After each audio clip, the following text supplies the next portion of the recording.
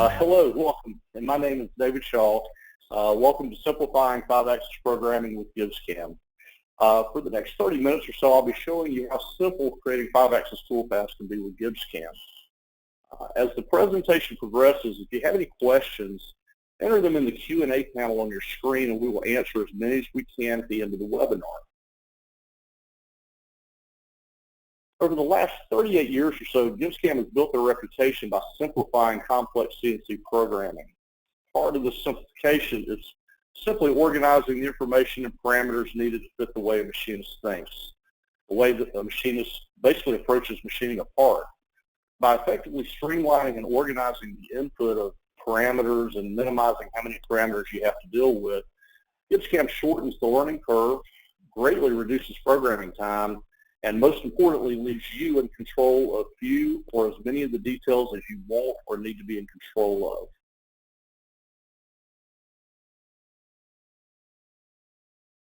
All right, so here's the part we're going to be looking at. Let's see how this toolpath was developed. All right, to start off with, I'm going to take a look at what we have to deal with. So what I'm concerned with right now is machining this radius here. And I'm going to turn on the profiler for a second and go to a end view here.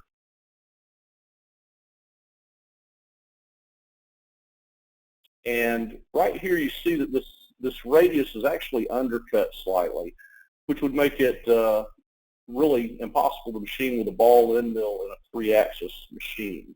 So we're going to machine this in 5-axis mode. Additionally, if I take a look at that radius, it's just under a 3/8 radius, so we'll machine that with a 1/2-inch ball mill. So let's get started putting some toolpaths together. So I'm going to open up my CAM and create a 5-axis process. And I'll select this 1/2-inch end mill, 1/2-inch ball mill. And when I build a 5-axis process, I'm presented with a dialog specific to 5-axis processes. And just like any other GibbsCAM process dialog, it separates the task or the groups of parameters and controls into individual tabs.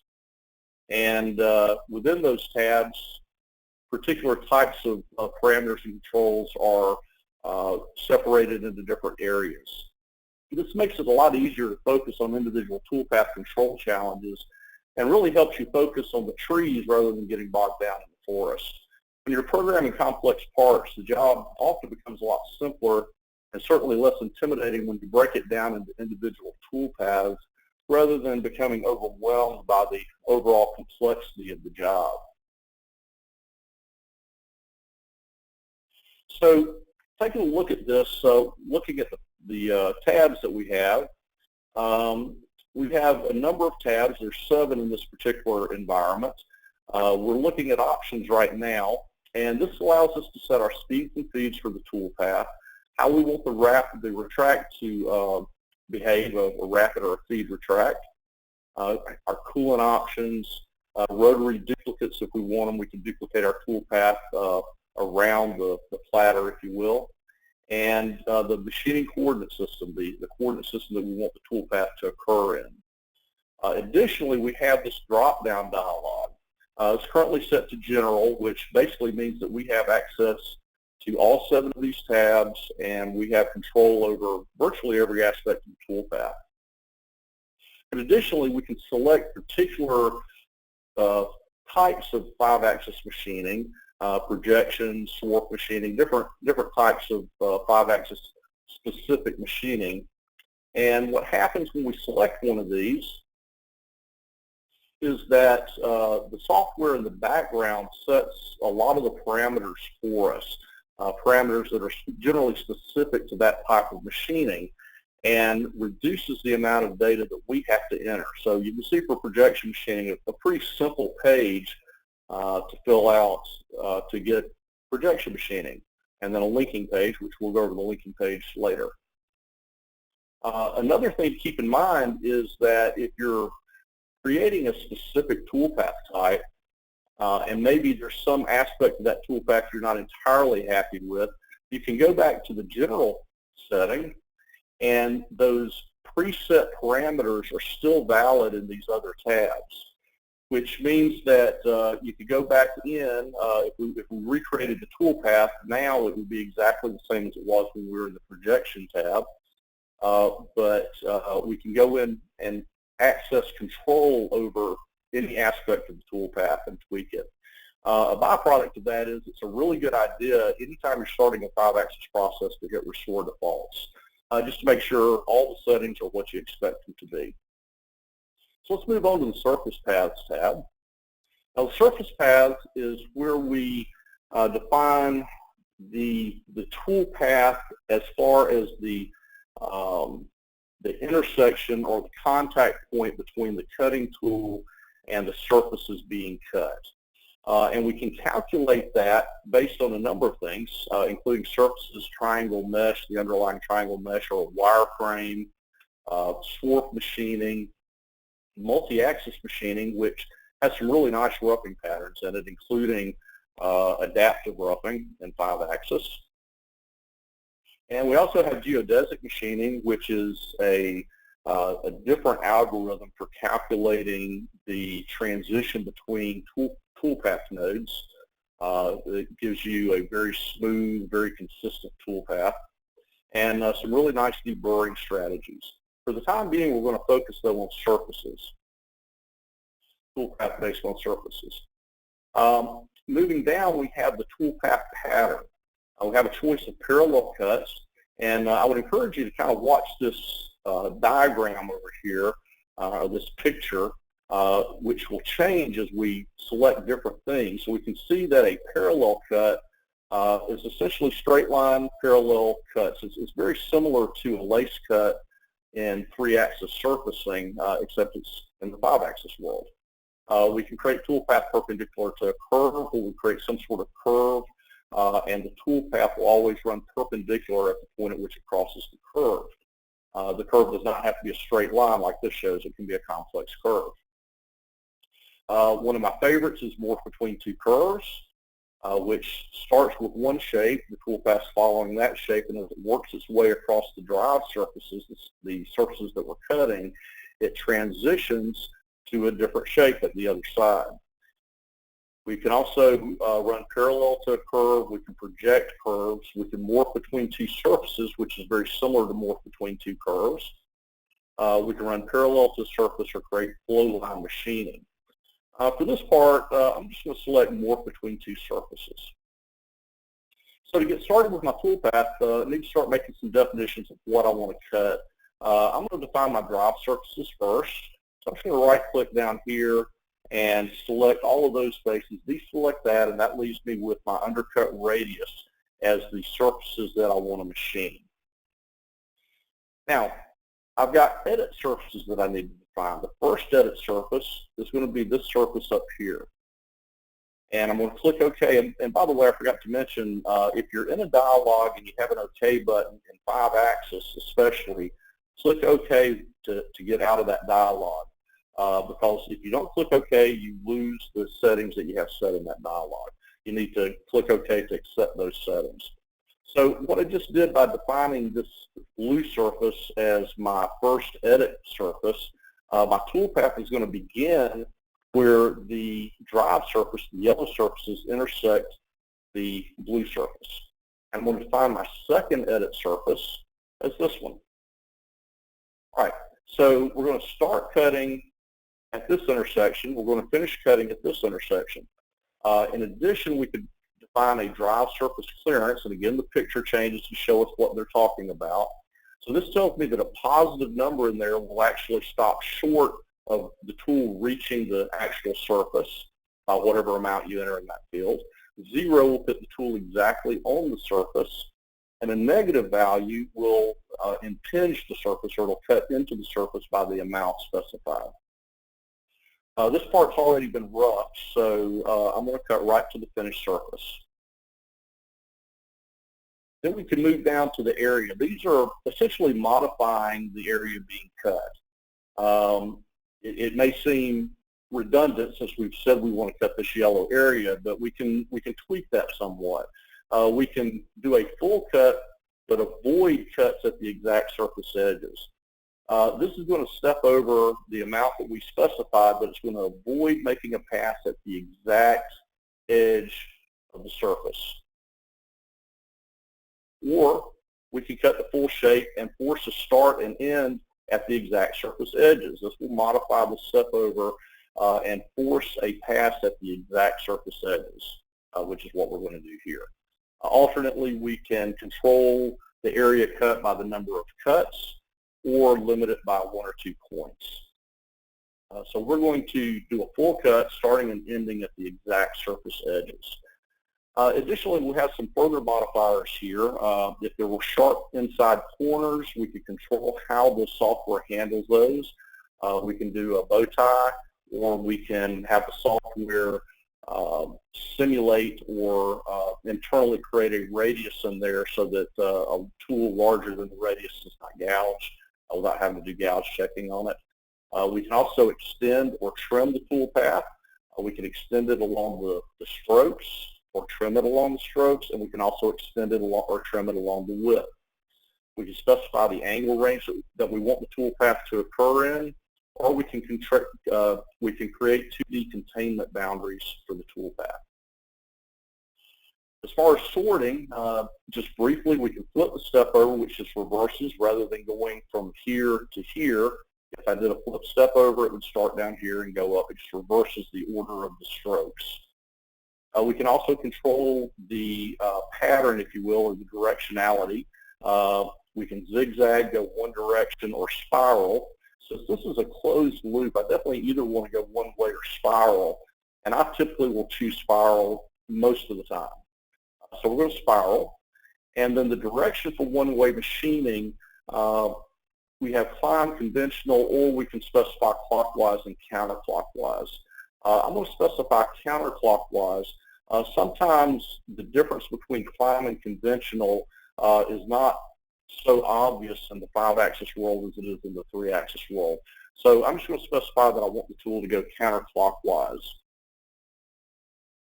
And then we have our maximum step over. It defaults to 50. I'm going to bump that up just a little bit for our for toolpath calculation speed here at the beginning while we're still tweaking toolpath. And I'm going to go ahead and click Do It and see what the results are. I'm going to also come down here and open up my progress bar and lock it in place so that I can kind of keep track of what's going on. And what we end up with here is what looks, at least at first glance, to be beautiful toolpath. It's a very nice spiral. There's no, no abrupt step downs. It's just a smooth spiral toolpath. Cuts beautifully from the beginning of that surface to the ending of the surface. And if you don't look too closely, you might be initially pleased with this right up until the point where you simulate it. So I'm going to go to my Operation Sim, and sorry, one thing that I need to fix here. I'm going to go to my Operation Sim and watch this run, and it's not really going to be as pretty as we had thought it would be. I'm going to move this, it's a little more convenient, and hit play. And so that's probably not the best strategy for getting into the part and not the best way to tilt that tool while cutting this part. But if you look at the toolpath, the point of contact between the tool and the part is good. What we fail to do is to adequately control the axis of the tool or the center line of the tool. Some people think of it as controlling the back end of the tool. And we kind of, once you have some time in this environment, you would have realized right away just by looking at this entry move and this exit move that the tilt of that tool was not quite what we had in mind.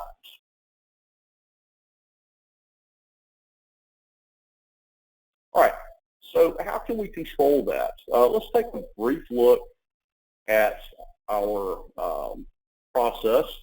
And we can see that we looked at options, we looked at surface paths, and then the next tab is tool axis control. And that's what we need to do, is we need to control our tool axis. So again, we're breaking this down into pages that deal with the same set of tasks, if you will. So one thing we have here is the ability to limit our toolpath to 3-axis or 4-axis, or we can produce full 5-axis output. Of course, we're going to produce full 5-axis output here.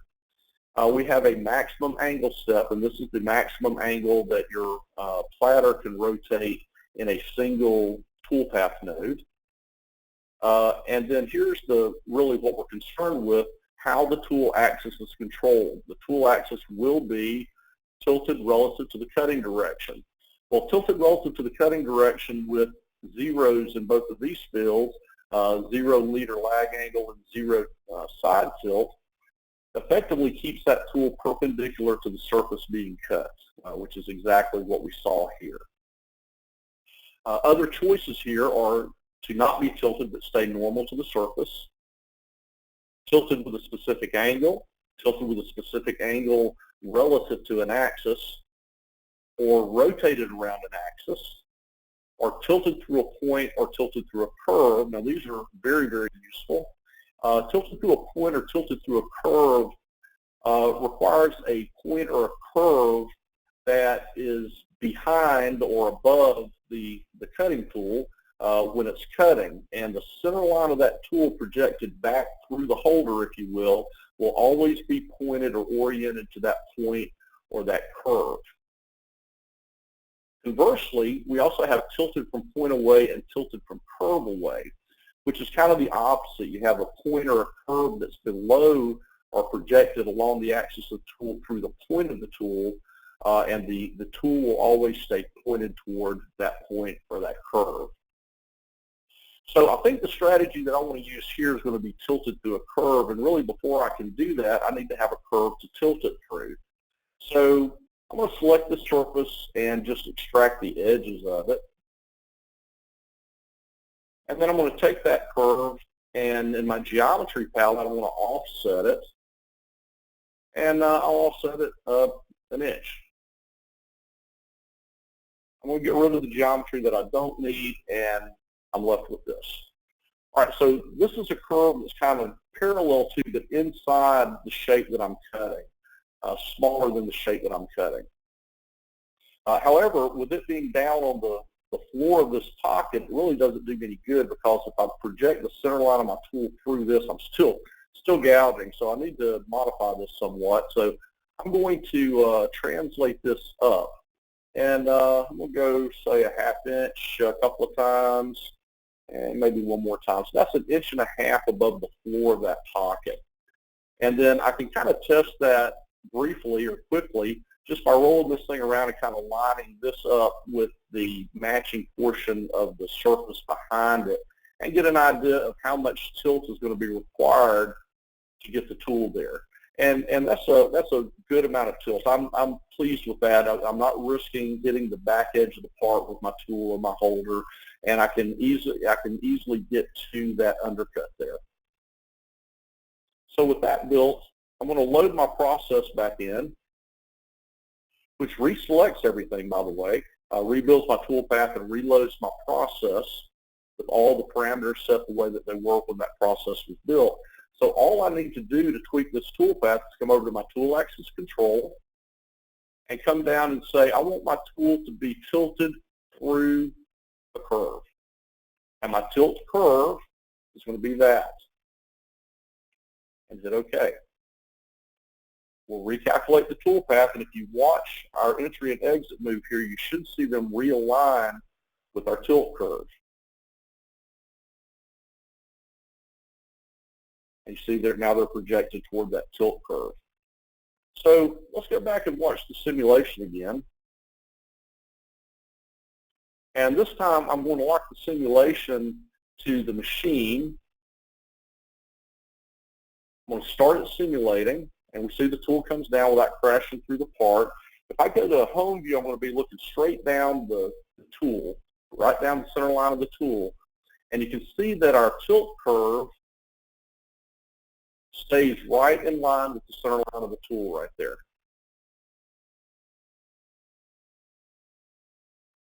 So controlling the tilt while it's doing this cut is very, very simple.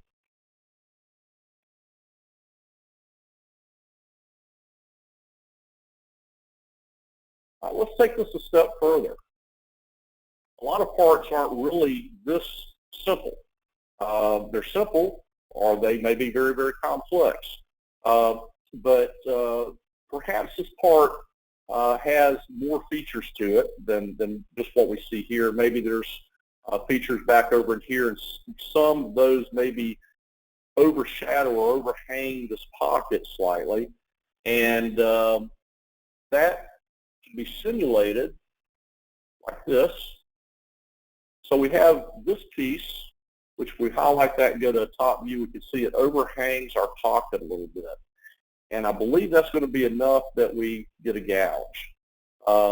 We need the tool to stay away from this, but we still need it to tilt and get the undercut here without gouging. Now there would be a tendency here to tweak or to change this geometry that we're using for our tilt curve to pull this side of it back a little bit to force more tilt so the tool can get up underneath this. But that's really not necessary. What I'm going to do is I'm going to turn this into stock so that we can see it in our rendering. Let's just watch that run briefly. I'm going to lock that to part this time.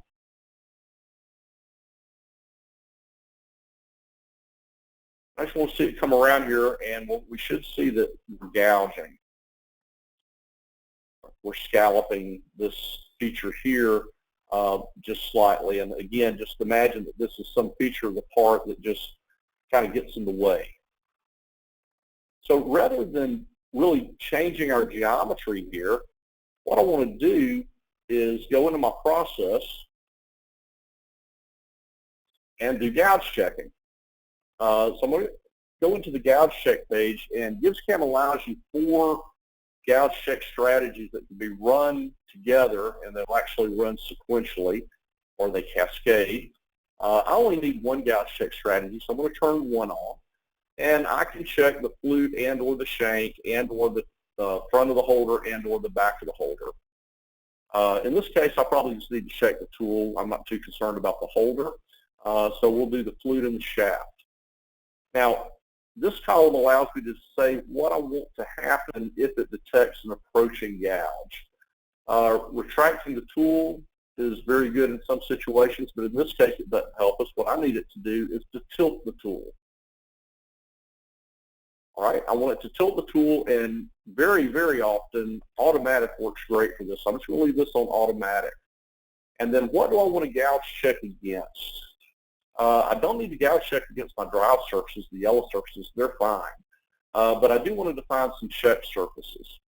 So, you know, 1/2 thousandths tolerance is fine, maybe a bit tight, but it's fine. And how much stock do I want to leave? How much distance do I want to have between the edge of my tool and the surface that it's checking against? I'm just going to give it a 1/16 of an inch. And then what are my check surfaces?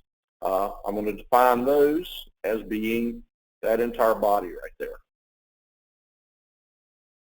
And with that done, I'm going to hit redo.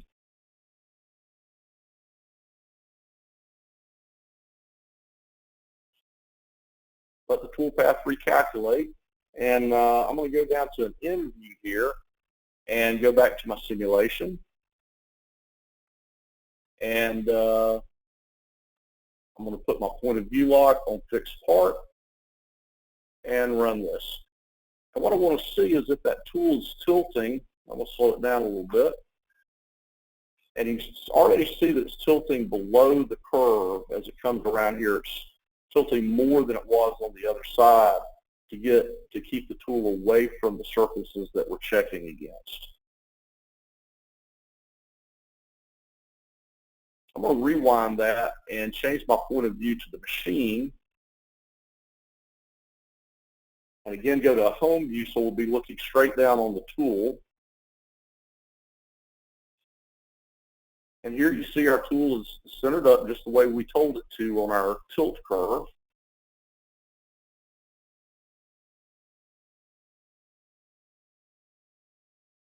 And somewhere along in here, it should be detecting an approaching gouge, and we see that tool start moving off of the tilt curve. until it's completely off the tilt curve, and then it comes back on, but it never quite makes it centered up on it, and it tilts back off over on this side. And then as we come on around, away from the interference, the tool lines back up with the tilt curve. So I showed you that just to kind of emphasize that it's not an abrupt change. It's a very smooth transition. As it detects the approaching gouge, it starts making adjustments for that ahead of time.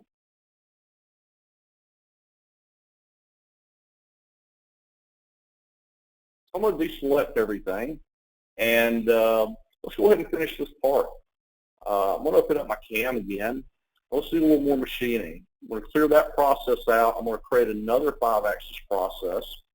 And for this one, I need a finishing end mill. It's going to be a square end mill. A little bit of corner radius won't hurt. Those settings are fine. And I'll open that up. And since I'm going to change the style of machining pretty significantly, I definitely want to hit Restore Defaults on this. I'm going to go to my Surface Paths page. And for this one, instead of my calculations being based on surfaces, I want to base my calculations on swarf machining. And swarf machining is where you cut with the edge of the, or the side of the tool, and it's a great way for finishing ruled surfaces, surfaces where you can create a flat line, a direct line from one edge to the other at some angle. So we're going to do swarf machining. And this is going to be a roughing pass, so I'm going to keep the tool 20 thousandths away from the finished surface. And I'm going to define my swarf surfaces as being these. So that's what we're machining. And then instead of using tilt lines, I'm going to use guide curves. So I'll turn my edges on and select my upper guide curve as this. And I'm going to select my lower guide curve as that. All right, so we're saying 20 thousandths away. I've defined my upper and lower guide curves and my swarf surfaces. Now, this is a roughing pass, so I'm going to go ahead and go to multi-cuts. I'm going to tell it to do this in 2 slices. So it's going to cut halfway down and then the other half. And then in addition to that, since the bottom edge of the tool is going to be controlled by this geometry here, I want the tool to go a little bit past that. I want to ensure that I don't end up with a wire edge down here. So I can do a tool shift along the axis right here. I'm going to give it a negative 30 thousandths. And I'll close that. Let's go ahead and build in our finishing pass. I'm just going to use the same tool for it. And everything really can stay the same, except that I don't need to leave 20 thousandths stock. And I don't need to take 2 passes. I still want to overshoot the bottom by 30 thousandths though. All right, so with those set, I'm going to create that toolpath, and we should see a short, a halfway down roughing, all the way down roughing, and then a finishing pass here.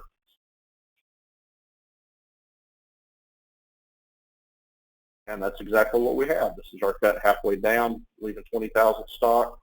Our cut 30 thousandths past the bottom, leaving 20 thousandths stock, and our finishing pass. So let's see that simulate. Let's see just that simulate.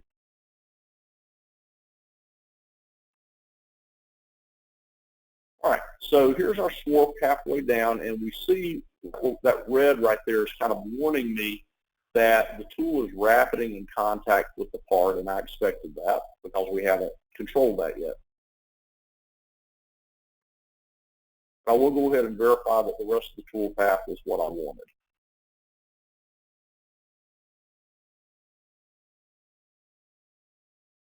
So that finishes up our roughing. And there's our finishing. And again, it's rapiding in contact with the part. So how are lead in and lead outs handled in 5-axis? Let me just make sure this process is loaded. Let's go back into our roughing first. And lead in, lead outs, and really anything that has to do with how the tool gets from one place to another is handled on the link page.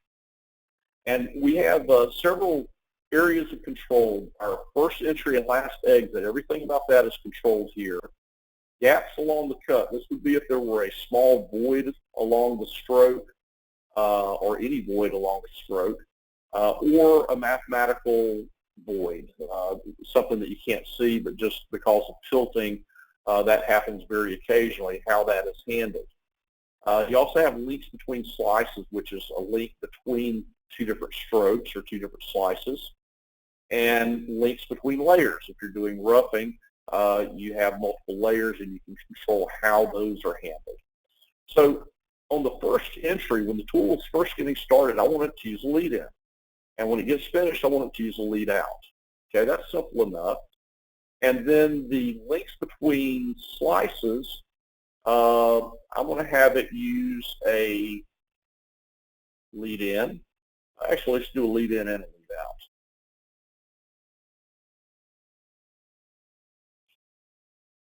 All right, so between slices, between layers, and on first entry, last exit, we're using lead in and or lead out.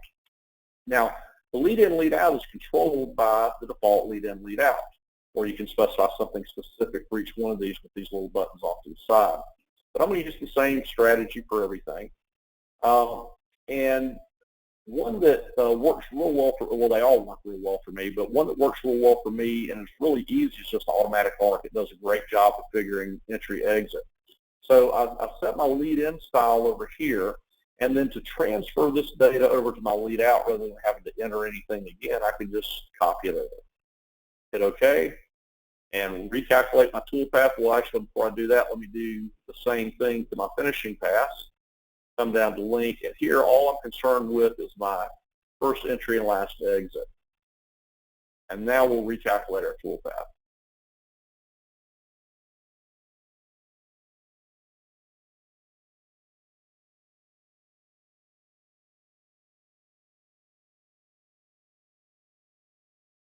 All right, and there we have it.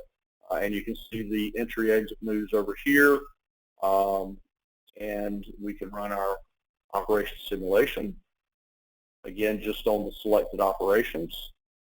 And you can see the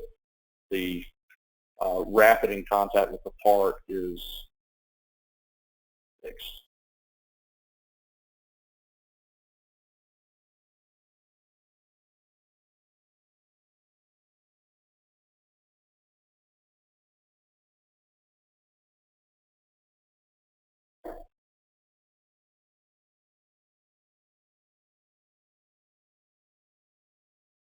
All right, in the, I don't know, the last half hour, 35 minutes or so, we haven't gotten in a rush. We've taken our time, and yet we programmed a 5-axis finishing pass on the undercut radius. We tweaked that toolpath. We tweaked it again to provide gouge avoidance and developed roughing and finishing toolpath for a score profile.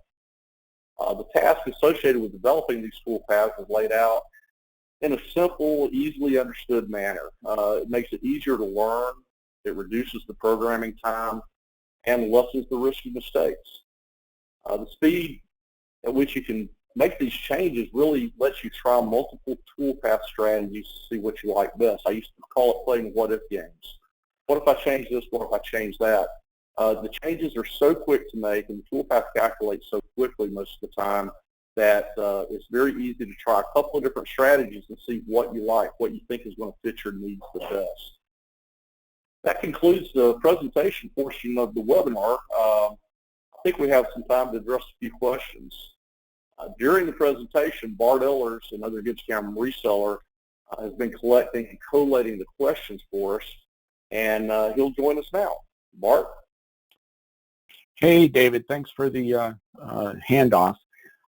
First of all, great job on the presentation. You certainly made 5-axis not look as intimidating as many people think it is. It's actually much easier than people think it is, so great job. Hey, we do have several questions, so I'll start with the first one, and this is a question for you. It said, you mentioned limiting the toolpath to 3 or 4 axes. Is there a benefit in buying the 5-axis module for shops that don't have a 5-axis machine? I would have to say yes, definitely. If a shop does a lot of 3-axis work, a lot of 3D work, especially molds and dies, or really, any complex 3D work on a fairly regular basis, the 5-axis module provides a lot of advantages. You have additional very powerful tool paths beyond those that are offered in the surfacing and the advanced 3D, which are also really good.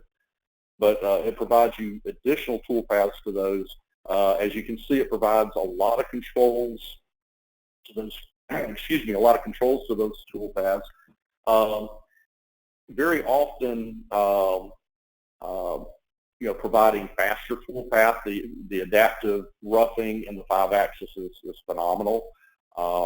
There are just a lot of very fast, very high quality tool paths that will greatly benefit somebody who only has a 3-axis machine or maybe a 4-axis machine.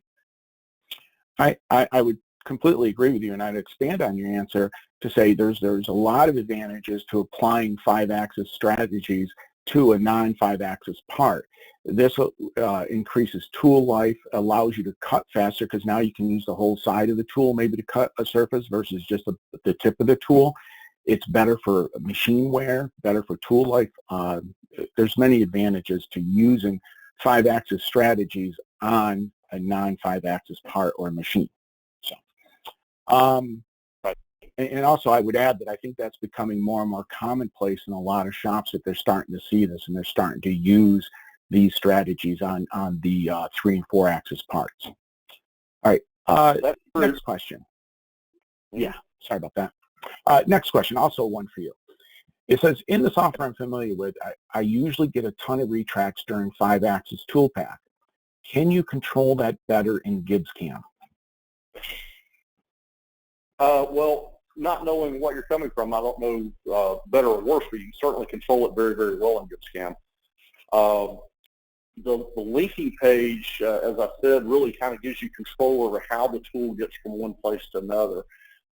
Matter of fact, if y'all will bear with me for just a few seconds, let me pull up a part that I use in my training, and I use it for a little bit of a different purpose. But I think it will help explain this if y'all don't mind looking at just a slight little bit more toolpath. Bring that down. And this is just a real simple part. But let me go ahead and create some toolpath on here.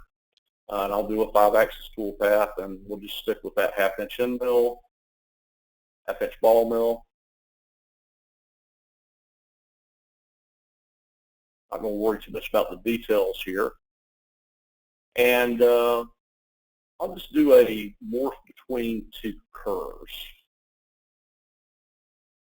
For morph between 2 curves, my drive surface is going to be this. And turn my edges on. And my first edit curve is going to be this one. Sorry, my first edit curve is going to be this one. And my second edit curve is going to be this one. And again, we can control this toolpath as 3-axis, 4-axis, or 5-axis toolpath very, very simply right here. I'll just leave it as it is, and I'm going to have the toolpath just stay normal to the surface. There's not a whole lot of 3D shape here. This is 3D shape, it's not flat. But let me create that toolpath.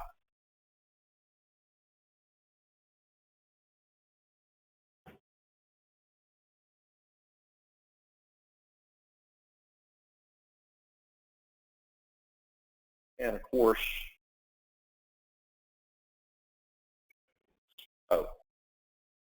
you know what I forgot to do? I broke my own rule. I didn't hit restore defaults. So it had retained some of that information. So let me just do it the right way. So we're going to do a morph between 2 curves. We have the drive surfaces set. Our first curve is going to be there.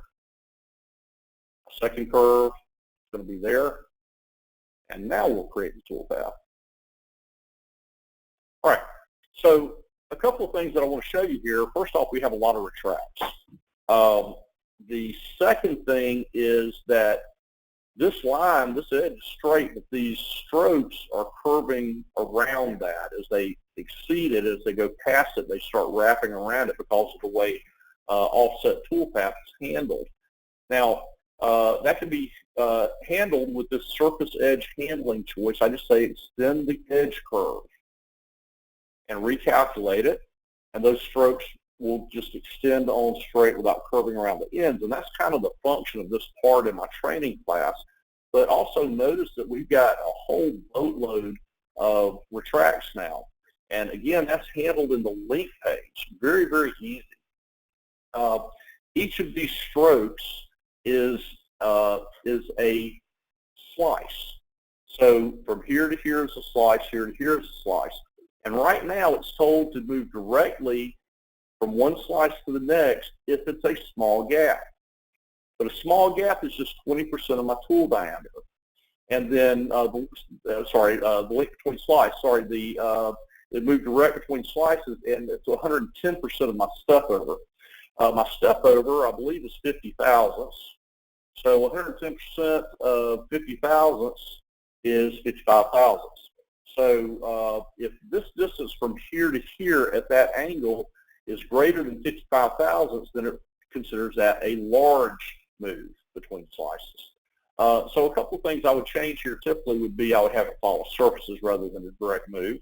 But also I would just change this definition from 110%, let's make it 500% of my step over. That's a 1/4 inch. So let's recalculate. And we have 1 entry move, 1 exit move, and no intermediate retracts. No. So the answer to the question is yes, we have very good control over retracts. Oh, fantastic. Looks like you've got a lot of control in the toolpath. The next question is one that I'll take. It's a two-part question. And it says, if I already have a post for my machine, will it require an upgrade to support 5-axis? And the answer to that is yes. If it doesn't already support 5-axis, then you'll need to get an upgrade to do that. You can just work with your local reseller to determine what it'll take to get your post upgraded. The second part is, how about if I don't have a 5-axis machine? Then the answer to that is no. As long as you have a post that supports the machine, let's say it's a 3-axis machine, as long as you have a post that supports the 3-axis, then you don't need to upgrade it, because when you select just the 3-axis output, that's all you get is 3-axis moves. So depending on your situation, you may or may not need a post upgrade. All right. Next question. It says, does GibbsCAM 5-axis support TCPC dynamic work fixture offsets? That's for you, David. Okay.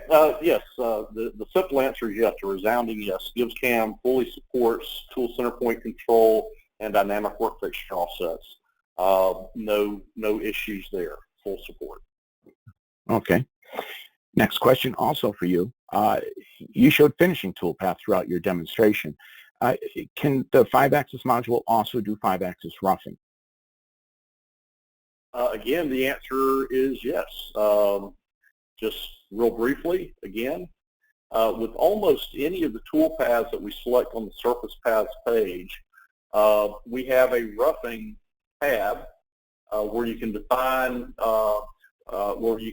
roughing routines based on your stock definition, taking multiple passes, plunge roughing, morphing a pocket, depth cuts, area roughing, and so on.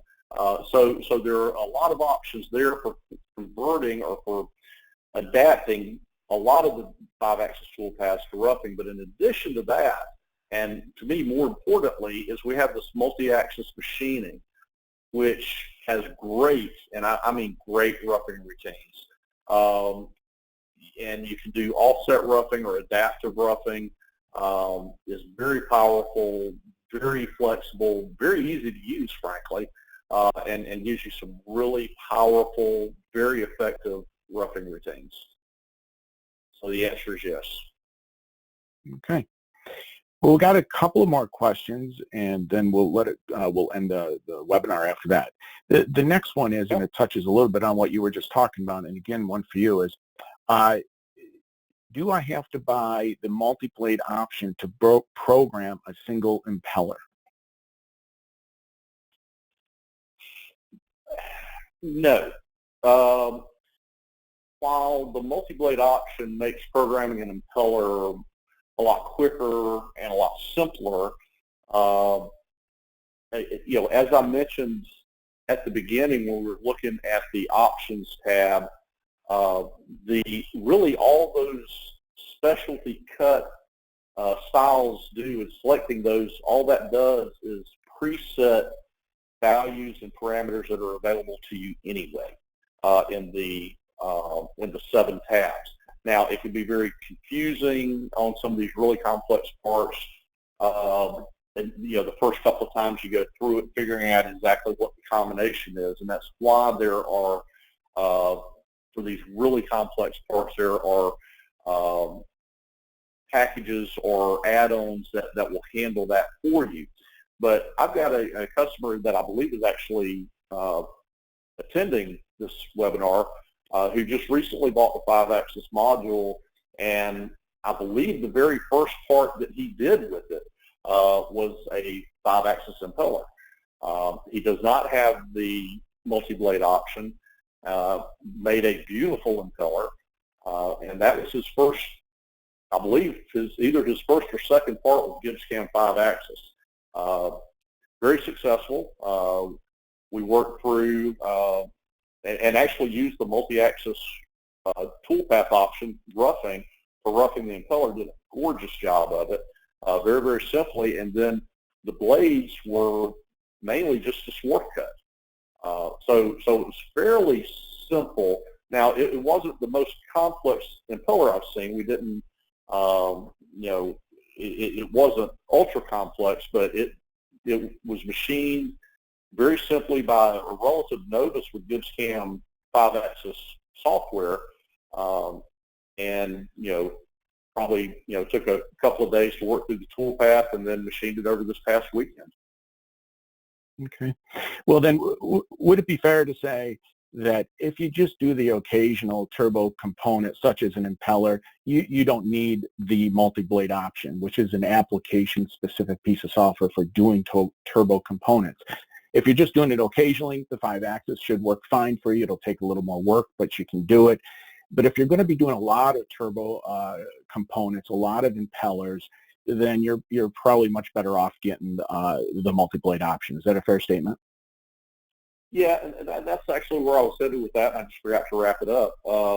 If I were in a job shop that, maybe once in a blue moon I have an impeller to do, I don't think it would be, I don't think I would have a cost justification for buying the multi-blade option unless those impellers were really complex. For just normal impellers, if I just get them on occasion, I don't think the multi-blade option is necessary.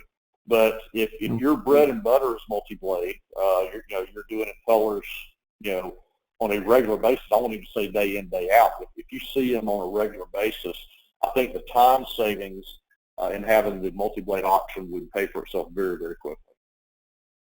I agree, and I would also say the same for porting. There's a special module just for porting. Again, if you're only doing the occasional porting, you may not need the 5-axis porting module, but if it's your bread and butter, then you may want to look at it. So for those options, you can obviously just contact your local reseller, and they can explain more, demo it for you, and discuss what it takes to get those options. All right, well, one more question, and then we'll wrap up. And this one, David, we'll both kind of take turns answering, but I'll start it. What training is available for 5-axis? So in almost every module of GibbsCAM, there are many training options available that range from in-person, whether somebody comes to your site and does training, or you go to the local reseller's training center. Or it could be done online, or even Moorpark corporate office out in California offers occasional training classes. And that's true for almost every module. It's less true when you get to more advanced applications like MTM Swiss machining or 5-axis. In that case, you're really going to be limited to, there are no online training videos available. You're going to be really reduced to working with your local reseller, and you're going to want to do that in person. Now, with that said, you could also do it online, but online live in person, not online training videos. So there's a few training options available that work very well, and again, we would just encourage you to work with your local reseller to see what training options they can offer. Any expansion on that, Dave? Yeah, I would just say that those options are available for the wide variety of GibbsCAM options. When you get into 5-axis, learning the fundamentals from what I would call a canned course is good, but when you get to the advanced training on the 5-axis, it really needs to be based around your world. Training that I would provide for somebody who's making impellers would be vastly different from the training I'd provide for somebody that's making automotive body dies or something like that. Just different worlds. They're both 5-axis machines. They're all doing 5-axis programming, but they're doing very, very different 5-axis programming, and their training needs to come.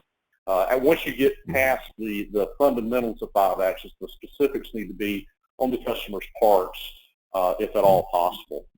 So yeah, I would agree with that. Yeah, that's a good point. 5-axis, more than a lot of applications, you want to be doing the training on the customer's parts, because again, a wide range of different 5-axis machining.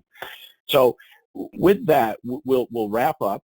For any questions that we didn't get to, we will pass along to the local reseller so that they can follow up with you directly. But here we'll go ahead and wrap this up, and thanks for attending the webinar, and David, thanks for doing a great job. My pleasure. Have a great day. Contact your reseller for more information or if you have any unanswered questions.